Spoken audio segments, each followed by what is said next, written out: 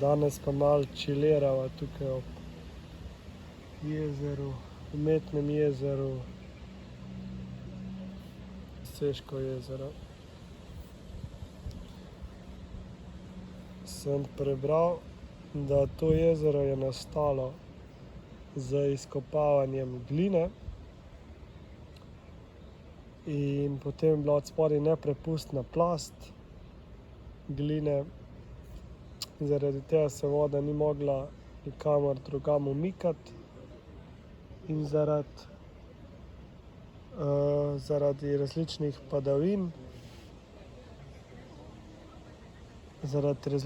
padavin in pa drugih tokov vode se je potem začela ta voda tukaj zastajati in je nastalo to jezero. Je pa v 50. in 60. letih prejšnjega stoletja tukaj bila voda primerna za kopanje. Sedaj, ker pa ni več dovolj pretoka in so se povečale alge, pa voda ni več primerna za kopati, tako da je kopanje prepovedano.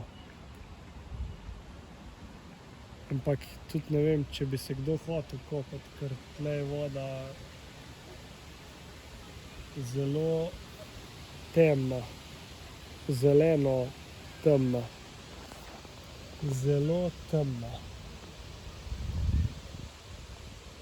Pa tudi dosti velike ribe so not.